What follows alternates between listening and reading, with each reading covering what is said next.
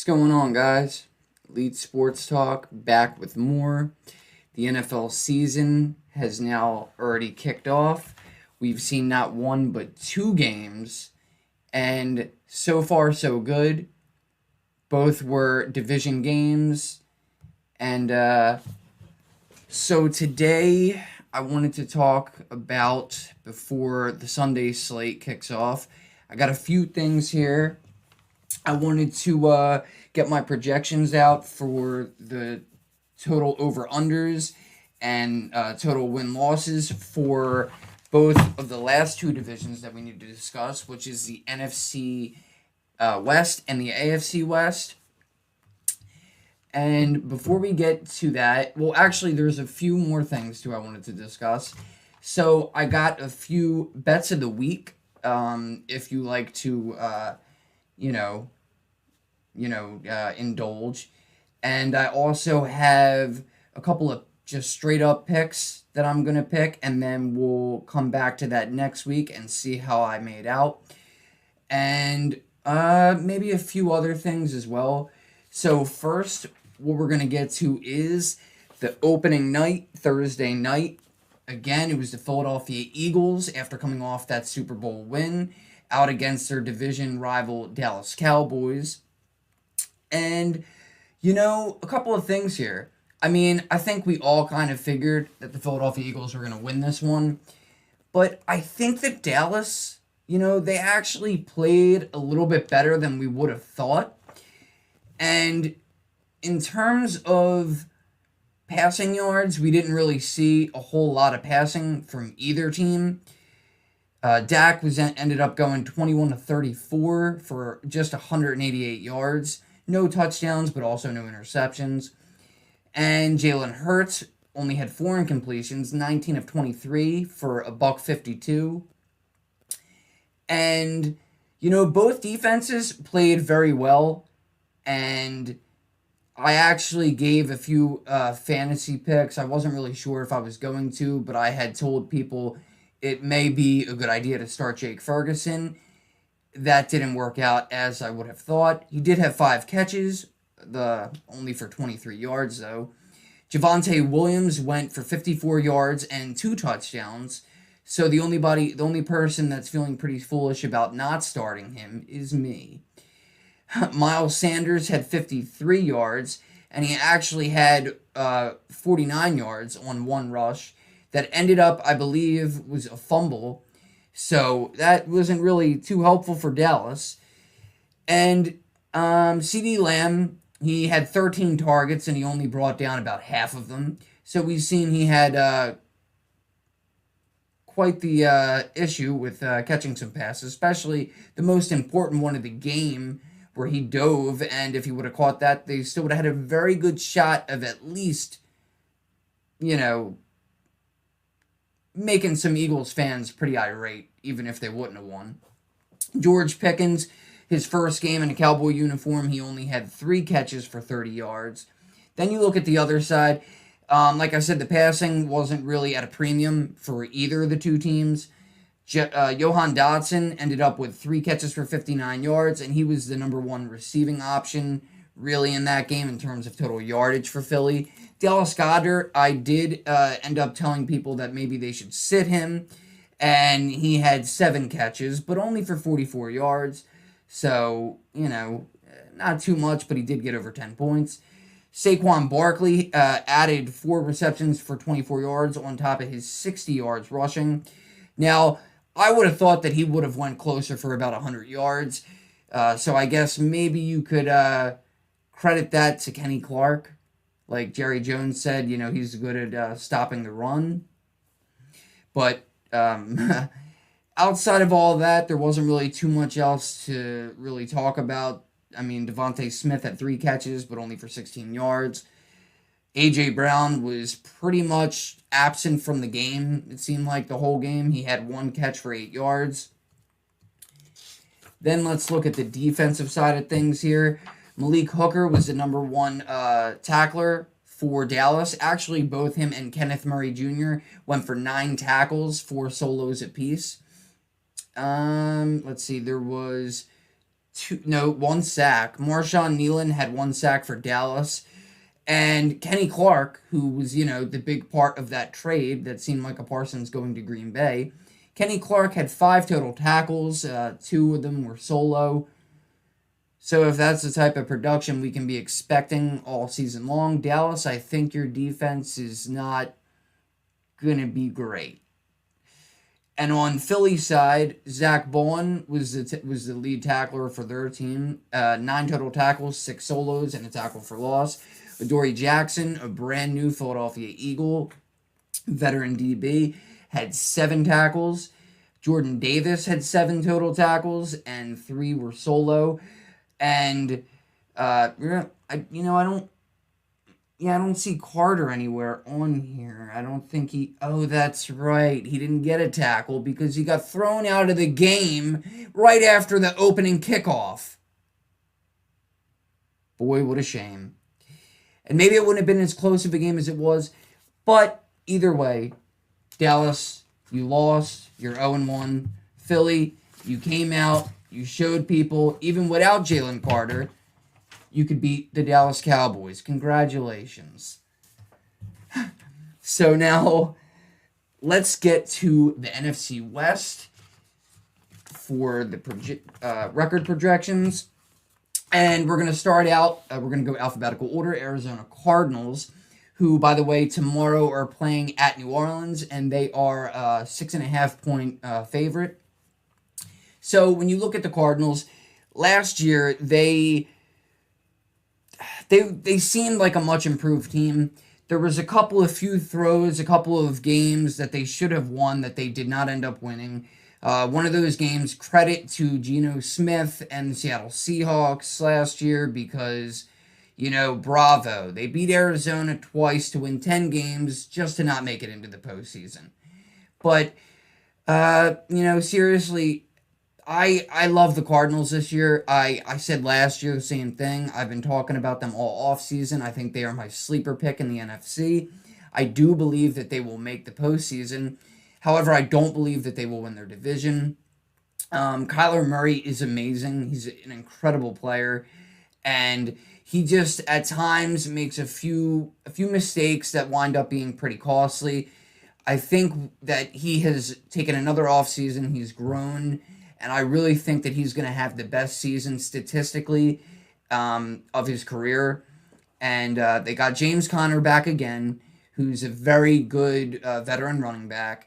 Marvin Harrison Jr., I think he's going to really go off this year. So if you got him in fantasy football like I did and you paired him as a stack with Kyler, you should be in great shape all season long. They also have a couple of other decent receivers in Michael Wilson and Zay Jones. Greg Dortch, actually, I believe he is hurt again. But when he's healthy, he's a really good receiver as well. They also have 2 other running backs, too, behind James Conner that they can rotate in there, And Trey McBride, who, again, in my opinion, right now, at this point in time, is the number 1 tight end, and not only in fantasy, but just in football in general. I think he is the most talented tight end in the league. I think he has the best hands, and I think this year he will not be allergic any longer to the end zone. So I look for him to have a huge season. And this offensive line, I feel like does not get talked about anywhere near as much as they should. From the starters even to some of these backups, this is a very good O-line. Paris Johnson Jr., Evan Brown, Jonah Williams, who I believe was one of the 2 that were injured last year for the majority of the year. And again, last year, with some of these backup offensive linemen, they went on a streak of like 7 straight weeks where I believe they only let up 2 sacks or less for Kyler. So as long as that O-line holds up, as long as they have a little bit of, because not only do you got to worry about those 3 running backs, but Kyler can take off and run it at any given time as well. I love that versatility factor about, Kyler, and that's another one of the reasons why I love their offense so much. And also on defense, getting Josh Sweat. They also got Calais Campbell back again for his 2nd or 3rd stint. And he's still got a little bit of juice. I get it. He's older now. I get it, guys. But he's still got a little bit of juice in the tank. And that just helps them rotate people in. Walter Nolan the third, they have him third on the depth chart. And, I mean, he's even a really decent player. I believe last year he actually started for them. LJ Kyer. They have Dalvin Tomlinson. They have Akeem Davis Gaither, Mac Wilson Sr., Zaven Collins. They got the corner out of Michigan, Will Johnson, Jalen Thompson, Buda Baker, who I have so many times have mentioned how great of a safety he is. He is the Energizer Bunny for them. He's always all over the field. And you can bet that he will get at least 100, if not 110 tackles this season. And he's also a ball hawk as well. But they kept the whole coaching staff together, which is great news for them. Just another year. This is going to be the third year with all three of their head coach and both their coordinators. And so, like I said, I don't think that they're going to win the division. I think it's going to come down to pretty much the division record. But I think that Arizona is going to wind up 10-7 this year. Now on to the Los Angeles Rams, who are 3.5 favorites tomorrow at home against the Houston Texans. And again, like I just said with the Cardinals, they retained their entire coaching staff, which is great for them. Matthew Stafford, we're a little bit worried about him, right, with that whole back issue. And hopefully he will be fine. And if not that you want to, see a backup quarterback come in, but they do have a pretty decent game manager type quarterback in Jimmy Garoppolo, who I believe was in a Super Bowl just a few years ago when he was with the San Francisco 49ers. They also have Stetson Bennett as their third string quarterback, who looked pretty dang good in the preseason. But again, we don't really hope to see them in the season. But if need be, they have not one, but it seems like two formidable options to throw the ball. Then they got Kyron Williams coming out of the backfield. A sneaky, versatile running back that still, for whatever reason, if people aren't that high on, but I love Kyron. I think he's a great running back. I think you could even probably put him in the top 10, top 12 discussion right now. Puka Nacua, Devontae Adams are the targets for Matthew Stafford. Tutu Atwell is back again.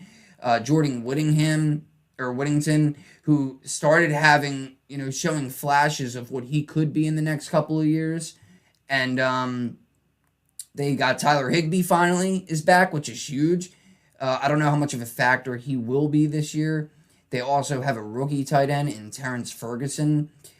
Let's see. Their offensive line is still pretty good. Then you get to their defense. They got Brandon Fisk. They got Poona Ford. They got Kobe Turner, Brian Young, Jared Verse. We all seen how crazy good he was, and we've seen all those workout videos with their old all-pro defensive tackle. Didn't really look like he could handle the workouts of a true vet. But, man, how great this team would still be if Aaron Donald played with them, too. I mean, you never know, though, right? Because, Aaron Donald's not even that old. So say they get to, the championship weekend, Aaron Donald looks like, from all these videos with Jared Verse, that he stays in elite shape. So, hey, man, maybe they get, far enough into the playoffs. Sean McVay picks the phone up. Hey, Aaron, you want to come back? 1 more, 2 more games? That would make me excited if I'm a Rams fan. But yeah, even their DBs, really.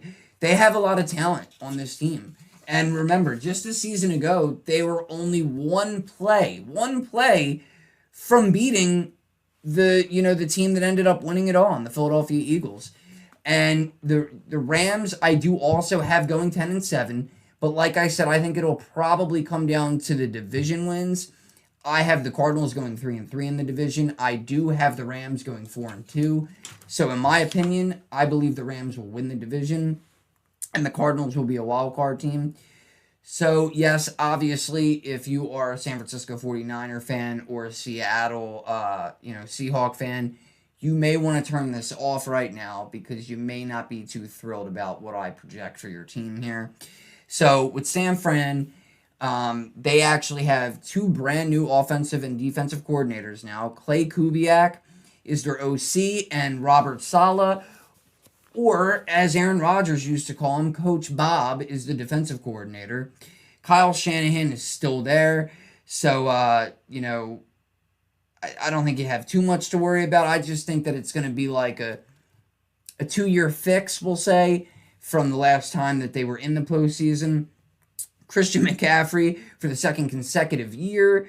We just got an update about him. So anybody that drafted him in fantasy is pretty irate right now and looking to do whatever they can to sell him out on the market.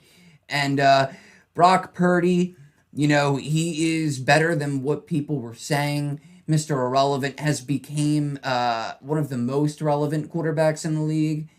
And Juwan Jennings is the receiver. Not really too high on him, but, he did have a really good season last year.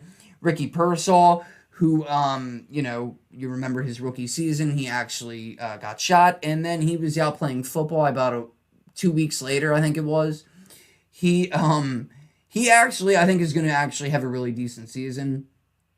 And then I don't know how long we have before Brandon Ayuk makes it back onto the field, maybe by like halfway through the year. Don't really expect a lot from Ayuk even when he comes back. It's kind of difficult to come back from that type of injury. Marcus Valdes-Scantling is another option that they have on the offense who, he's a formidable guy. He's a decent receiver. I don't really see him doing a lot. They also got Brian Robinson Jr., which was the smartest possible thing they could do. As, assurance, God forbid, Christian McCaffrey can't play every game, which, it's just tough. It's tough to see McCaffrey with all these injuries because of how talented he really is of a player. Not just for fantasy people, but, like, literally just in general. He's a massive talent, and you hate to not be able to see him play. But anyway, so they also have George Kittle, who is one of the better tight ends in all football. Kyle Juszczyk, who is huge. He is the probably, top 5 fullbacks since I've been around, since I've been alive. He can do everything. He can block. He can actually catch. He can run himself. They have Trent Williams still, who is still kind of known as the number 1 tackle, I would think, in the whole league. They have a couple of other offensive linemen that are pretty good. I don't really know a lot about. I don't want to say they have an elite offensive line because I don't believe that they do. But their O-line should be pretty good this year. Defensively, I don't really know what to make of them this year. I think the best thing for them is that they went out and brought Robert Saleh back. They got a lot of young talent here that, in the next few years, we'll see how great they really turn out to be. They still have Nick Bosa. They still have Fred Warner. Dre Greenlaw is obviously a Denver Bronco now. They also lost Shadavius Ward. Talanoa Hufanga is also a Denver Bronco now. So, again, you don't really know, unless you are a Niners fan, you pay attention to them 100%. It's kind of hard to see how good this team is really going to be. But yeah, so anyway, and if I didn't mention, I think I did, but they are 1.5 point underdogs tomorrow at Seattle on the road. I have them winning tomorrow. However, I only have them winning 6 games this year. Hey, call me crazy. A lot of people out there saying they can make the playoffs, saying they could win 10 games. If McCaffrey stays healthy all season long, I think you got to at least put 2 more to 3 more wins onto what I just said. But I have them going 6-11. It's kind of the unknown, and the West is a tough division. Like I said, if Stafford stays healthy and, if Kyler and the Cardinals play to what I know they can play, what they're capable of, what that talented roster shows, then that's going to be even tougher for a team like San Fran because they got to play both of those teams. That's a total of 4 games right there they could wind up losing. So now let's get on to the last team in the NFC West, which is the Seattle Seahawks. And as I just said about San Fran, it's the reverse for that. So Seattle is plus 1.5 dogs tomorrow at home against San Fran. They also have a brand new offensive coordinator. The brother of the Kubiak I just mentioned from San Fran, they have Clint Kubiak for Seattle. And if you don't know anything about Clint Kubiak, I believe, was the offensive coordinator that was with the Saints last year, who had them score like 120 points within the first 2 weeks of the season, and then they completely fell apart after that. But that's also because Derek Carr ended up getting hurt. So I think he's going to do a lot of good things for them, although he is not, in my opinion, and probably in a lot of people's opinions, not anywhere near as good of an offensive coordinator or, an offensive-minded coach, I should say, as Kevin O'Connell. So I don't know that Sam Darnold is going to be able to repeat the same success that he had last year with Minnesota. So I'm not really high on Seattle. But first, let's run down the roster. They got Kenneth Walker III, who's always a little bit banged up. And if need be, they have Zach Charbonnet, who is also a pretty good running back that we've seen last year. Let's see. Jackson Smith-Njigba is their number one receiver. And then obviously they now have Cooper Kupp, who came over from the Rams in the offseason. Troy Horton. Now, Troy Horton, I don't know a lot about. Torrey Horton. I can't talk today. Torrey Horton, he's a rookie, and I feel as though by the end of this season, a lot of us are going to know his name. And I just did a little bit of research on him, not a lot, but I think that maybe, in fantasy, if he's out there on the waiver wire and you have somebody that you think, maybe I didn't really need this person, I would go ahead and pick him up. Torrey Horton, like I said, I believe that he is going to be a name that we all kind of know by the end of the year, especially the fantasy football players. Offensive line, they don't really have a great O-line, but their D-line, their whole defense really for that matter, I like their defense a lot in Seattle, specifically all the starters from Jaron Reed, Byron Murphy, Leonard Williams, DeMarcus Lawrence. DeMarcus Lawrence is still pretty decent. Ernest Jones the fourth.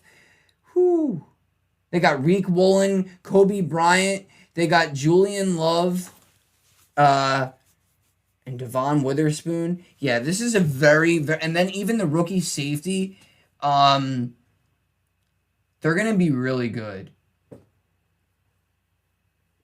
Jonathan Hankins, they have him as a second nose tackle on the depth chart. So they have depth. I mean, they don't have a ton of depth, but the depth that they have is pretty dang good. So, and I don't think, even last year when you looked at them, their defense was very good last year. And Mike McDaniel, I mean, he is a really great defensive-minded coach. He actually he coached for a couple of different teams over the years, but his last team before he became the head coach was over in Baltimore. And Aiden Durde actually came over from Dallas, and Dallas has actually had a really good defense for quite some time. So putting those two together and being the second year that they're together in this system, yeah, they're going to be good defensively. It's just the offense that kind of makes me a little nervous. They have pieces there, but again, it's kind of the uncertainty with Sam Darnold because he only had 1 year that we could really sit there and go, that was good. Other than that, I mean, look what he did with the Jets. They didn't have a lot of talent around him, though. They also didn't have a great O-line. But if you're a Darnold believer, then you're believing that you're going to hate me right now because I have Seattle going 4-13 on the year. So, yeah.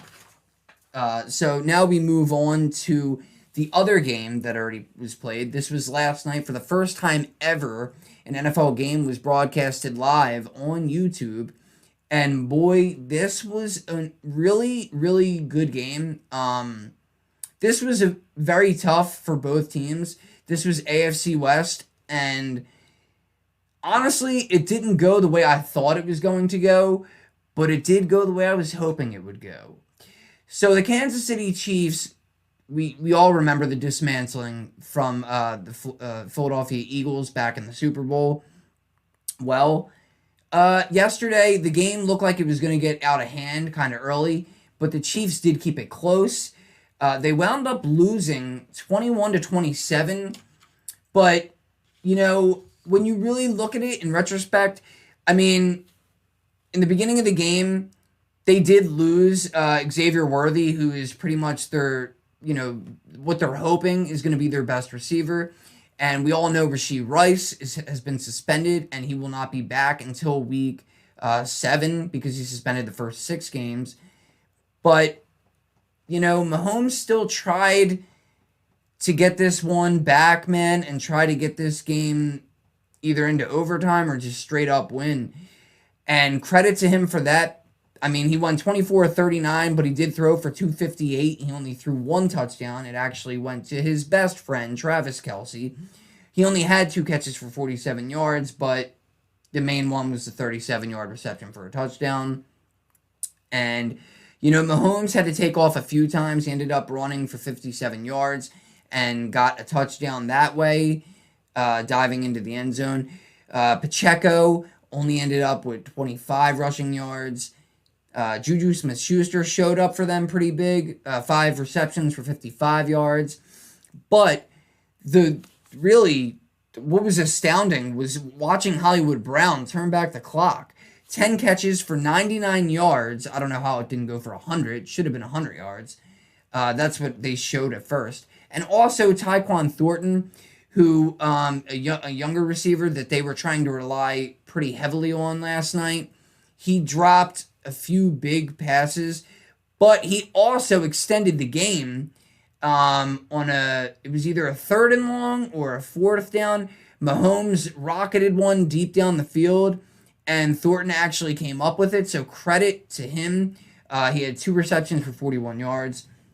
And when you look at the other side of this, really, they were just outplayed by Justin Herbert. And, bravo to Justin Herbert because, if you don't know Justin Herbert, in the first 5 seasons of his career, he has more passing yards than any other quarterback in NFL history. And it was incredible to watch him last night. He threw for 318 yards, and he threw for 3 touchdowns. And he also had his own scampers as well as Mahomes. He had 7 rushes for 32 yards, none bigger than the last run of the game. And, with the swag that came with it, he kind of just slid and just had his hands out. You looked at the facial expression like, yeah, boy, we just won this one. So, I mean, that was great to see out of Herbert.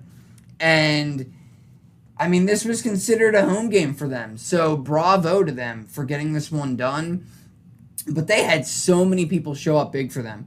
Omarion Hampton, the rookie running back, after the game and even really going into the half, he probably, got a stern talking to from the coaches because instead of running out the clock before half, he ended up letting Kansas City get the ball back because he ran out of bounds rather than staying in and letting the clock run. So, but you know what? They made up for it. They made up for it in a huge way. Quentin Johnston was their best receiver on the night with 2 touchdowns, 79 yards, and 5 catches. Ladd McConkey was all over the place. He went for 74 yards on 6 catches.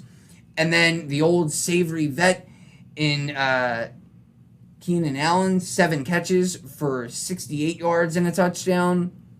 Even Tyler Conklin, really. Tyler Conklin had 50 yards on 2 receptions. So this was just a weird game, though, because, towards the end of the game, it looked like Magic Mahomes was going to do it again. And credit to the defense, really, too, for the Chargers. Just an all-around really good game by this LA Chargers team. And, we'll see. We'll see in the coming weeks whether or not this was just a one-time thing because they were in Brazil, or if they can repeat this success in LA. And in terms of playing the Chiefs, will they be able to repeat that success in KC later in the year? And then you look at the defense for both teams. Chamari Connor ended up going for 10 tackles, 7 of them of which were solo. Nick Bolton had a good game, 8 tackles, 6 solo tackles. Drew Tranquill was all over the place, 2 QB hits, 2 sacks, 2 tackles for loss, 4 solo tackles, 5 total. And then George Karlaftis was also a game wrecker. He ended up having another sack for KC. And then for the Chargers, Deion Henley, he had 8 tackles, and he had a sack and a tackle for loss. And Deshaun Hand also had a sack. But, so really what it came down to, like I said, as good as the Chargers defense was, they had to get the stop late in the game, and they had to hold up for the half. But, boy, Justin Herbert just looked like a goat beating another goat. I don't know how else to say it better than that. But, so, now let's get on to the whole division for the AFC West with my projections. Again, we're going to do this in alphabetical order, starting with the Denver Broncos. That's right, I am a Denver Bronco fan. And I think that they're going to be really good, just like they were last year. I think the defense is going to be even better than they were last year. And how can they not, with some of the people that they brought in?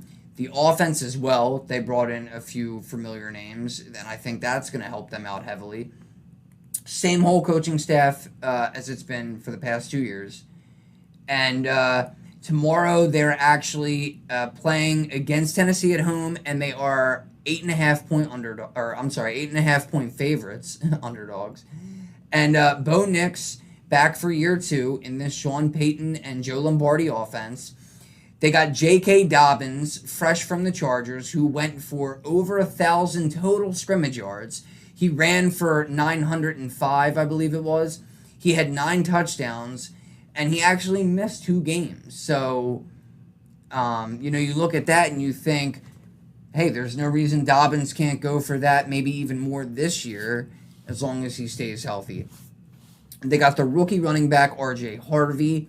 Then they have 2 other guys who can also be maybe possibly rotated in at times, in Tyler Bidet and Jaleel McLaughlin. And Cortland Sutton, obviously he got paid a huge contract in the offseason. Last year was his best season thus far as a professional. And I think that they're going to just build on that even more with that chemistry that he has going with Bo Nix.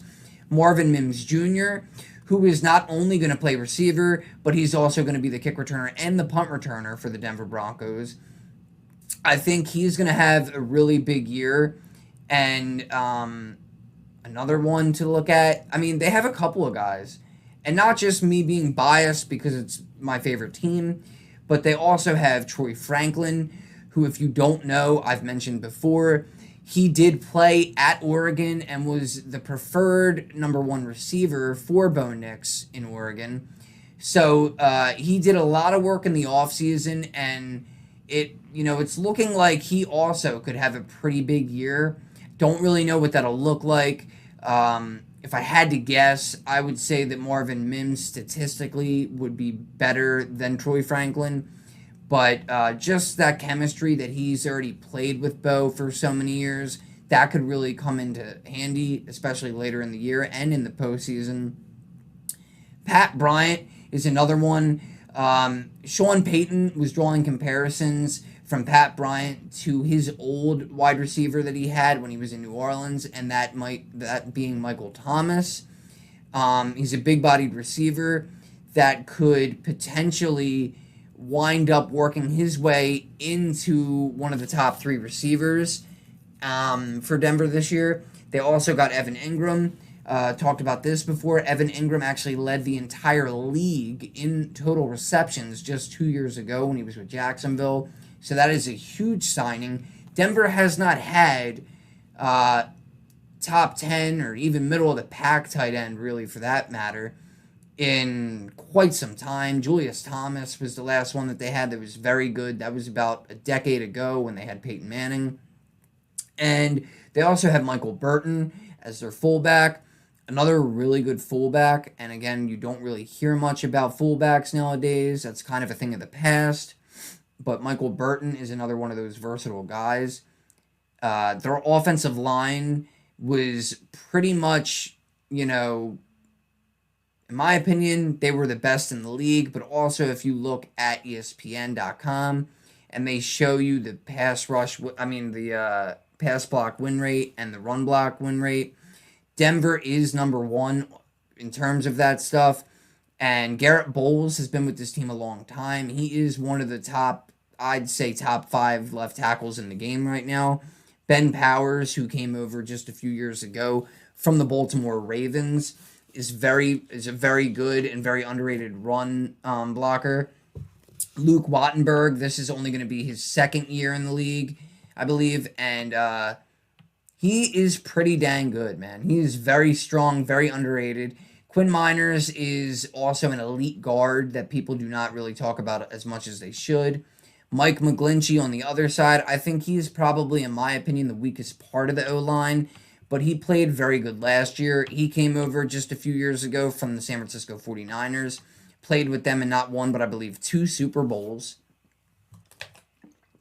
And then when you look at the defense, the defense kind of speaks for itself. Again, last year, 63 sacks, led the league by 9 sacks. They paid Zach Allen a huge contract. He came over with Vance Joseph from Arizona. DJ Jones, who was another guy that we ended up getting from San Fran a few years ago. John Franklin Myers. I don't think he's elite, but I think he is very good with what he does, and he's a very good option as a rotational piece on that defensive line. Jonathan Cooper, very underrated, had about 8.5 sacks, I believe, last season. Alex Singleton, another underrated guy, middle linebacker, and he had over 100. I think he had over 100 tackles last year before he even got hurt. He was a top 5 guy in tackles. I think at one point he was like second best. People don't talk about him enough. He actually came over from Philly a few years ago. Dre Greenlaw, who is actually going to be out. He will not be playing tomorrow. From what I looked up, my research, I think that he will probably wind up missing the first 2 to 3 games, potentially even more than that. So we're going to have to wait just a little bit, Bronco Country. But once he comes back, man, he's one of the better inside linebackers in all football. Nick Benito coming off the other side. We've seen last year, he was actually one of the top defensive players in the league. And at one point, I think he may have even been leading the league in sacks at one point last year.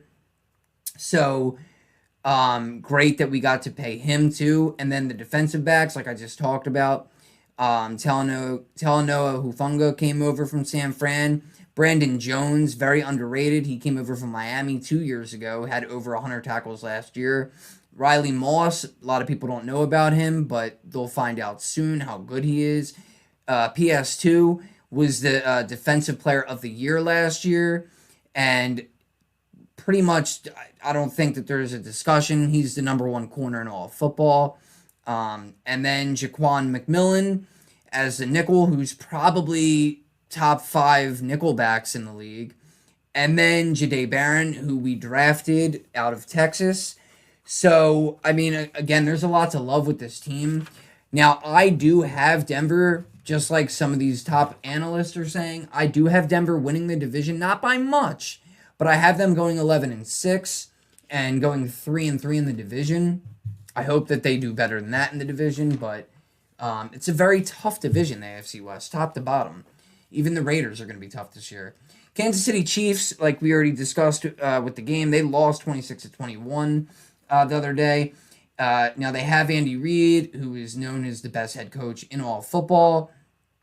I guess at this point, maybe we should also be putting Nick Sirianni up there. Matt Nagy is back. Steve Spagnuolo is back. The defense looked pretty decent at times the other night. And like we already discussed, Xavier Worthy, he got hurt the first play of the game. And it was a shoulder injury. Not really sure how long he's going to be out. I don't even know if they already said, to be honest with you, because it's only been a day. Rashee Rice, again, he's suspended the first 6 games of the season. They do have Hollywood Brown, who came up huge. They got Juju Smith-Schuster, Travis Kelce. Josh Simmons looked pretty good, that rookie left tackle for them. They also have Trey Smith on the other side as the right guard, Creed Humphrey, Jawan Taylor. Then when you look at the defense, again, the guys we already know of, Chris Jones, George Karlaftis, looked really good. They got Mike Dana back just recently, I believe. Drew Tranquill had a really good game. Nick Bolton, Leo Chenal, Trent McDuffie, Brian Cook, Christian Fulton. So, I mean, they have a very good defense. They got Jerry Tillery, too, that can rotate in on that line. Charles Aminu, he had a decent game as well as a rotational piece. And I think that the Chiefs are going to go 10-7. I'm not saying they're not making the playoffs. Of course they're going to make the playoffs. They got Patrick Mahomes. They got Patrick Mahomes. I have them going 4-2 in the division, but I have them losing just one more game than Denver. And again, it's tough. That's why it's so tough to start the season off with a loss to the Chargers. Albeit that they were playing in another country in São Paulo, Brazil.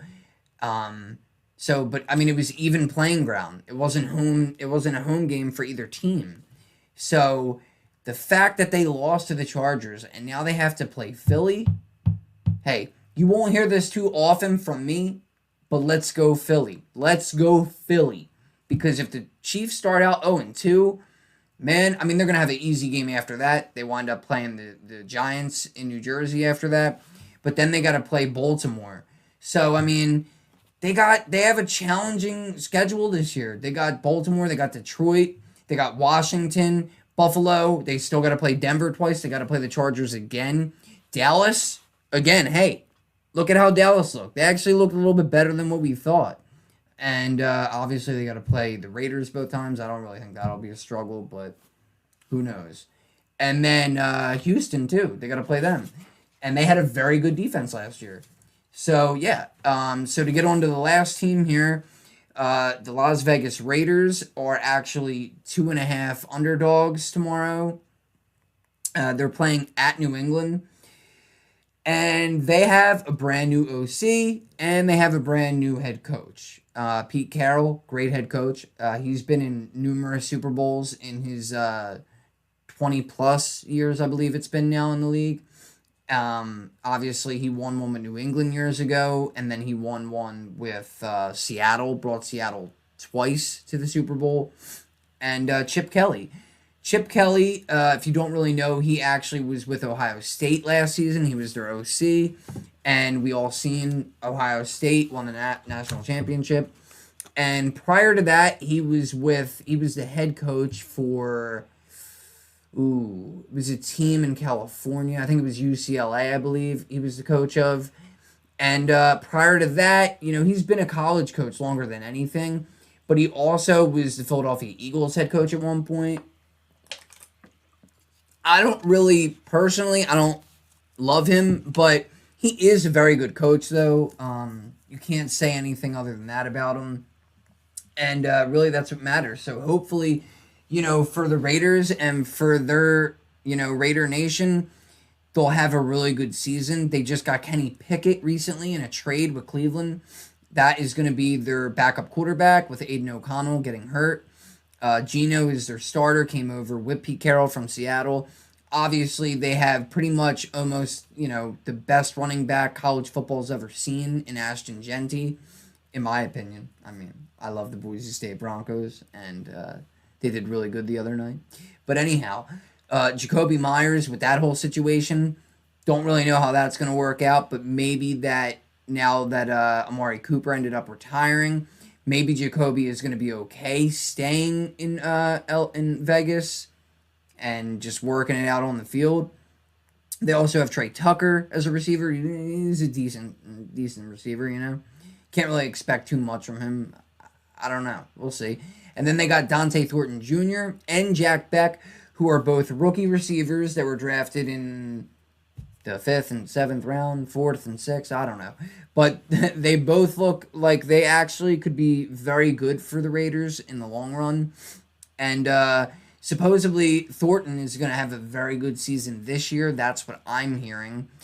Brock Bowers, I mean, we've seen last year he had the most production of any tight end in football. I don't know that it's going to be the same thing this year because they have more targets for Geno than they did last year when Aiden O'Connell and I forget who else they had. Gardner Minshew, I believe. So, yeah, that was pretty much all they had last year was Brock Bowers. I mean, Jacoby Myers was there. He did really good, but, anyhow. So, when you get to the defense, Max Crosby coming off of one side, and then Malcolm Kuntz off the other.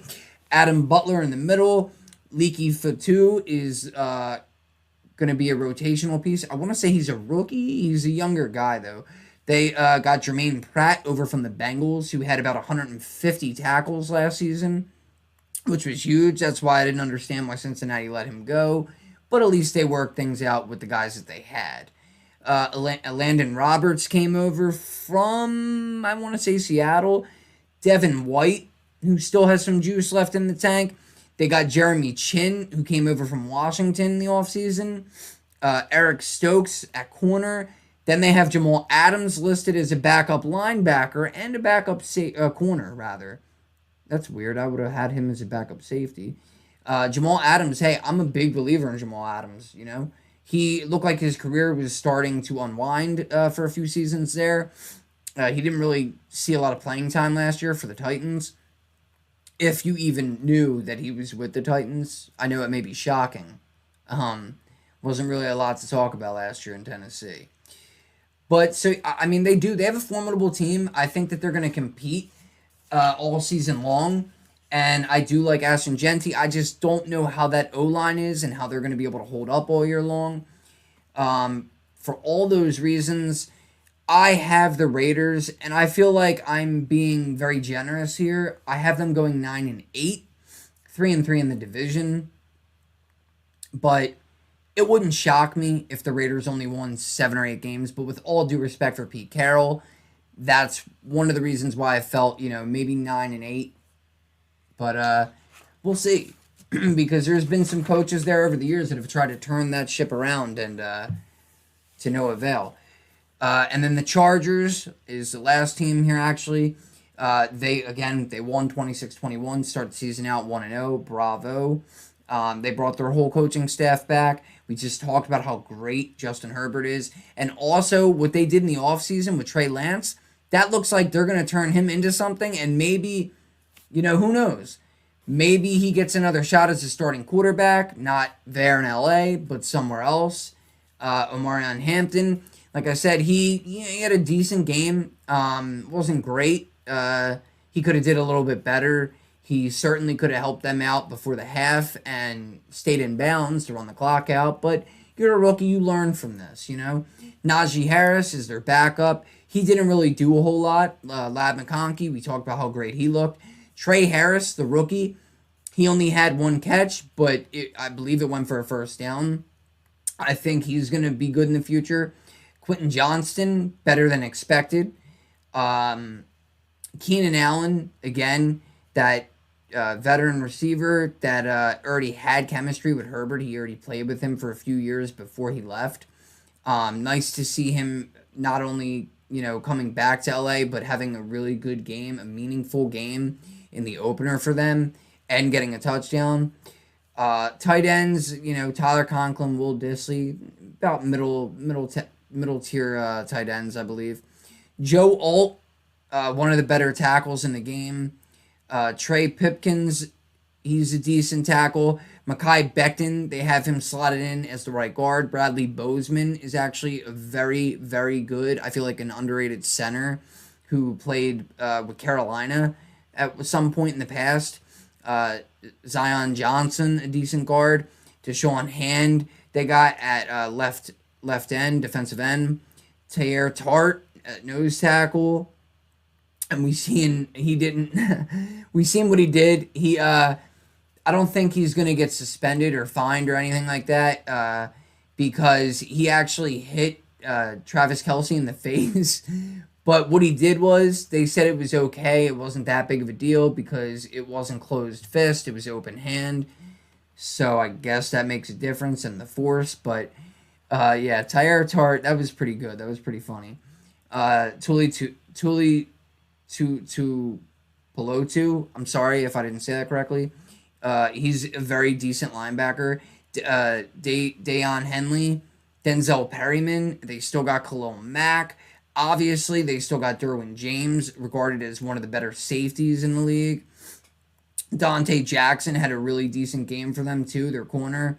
Bud Dupree and Deshaun Phillips as rotational pieces for the linebackers there. Elijah Molden, Benjamin St. Juste. I mean, they have... their defense was really good last year. And if you've seen the stats during the game, in terms of red zone defense, they were number one in 3 different categories last year, which honestly, I didn't even realize that. I knew how good Philly's defense was last year. Obviously, I knew how good the Denver defense was last year. The Chargers, I knew they were decent, but for them to be first in red zone defense in 3 separate categories, that is phenomenal, to be honest with you. Now, I did have the Chargers. I'm not going to lie. I had them losing to KC. I wanted them to win. Obviously, I would rather see the Chargers win than KC any given week. But I had them originally projected at 9-8. As much as it pains me to say this, like I said, I'd rather see them win than the Chiefs, but I don't want anybody to do good in that division except for Denver. I'm gonna say the Chargers wind up going 10-7 now. I thought the injuries were gonna bother them a whole lot more than it did. That's not what came to fruition. So, maybe they will end up winning more games than I think and go 10-7. So now let's get to the under/over projections, and I'm gonna do these in order the way that they are from the sheet that I have here. Kansas City Chiefs, they have them at 11.5 games this year that they're going to win, and I have that with the under. Obviously, as I said, I think they're going to go 10-7. San Francisco 49ers, their under/over is 10.5. I think that's way too high. I got them with the under.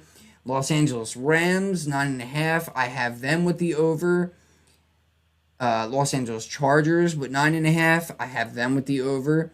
Denver Broncos with 9.5. That's disrespectful. I have them with the over. Arizona Cardinals, I also feel this is disrespectful. 8.5. 8.5. They got the over. Let's go. Seattle, 8.5 there. I have them with the under. The Raiders. The Raiders, the under/over is 6.5. I'm going to take the over there. And then, lastly, that was lastly. So, okay.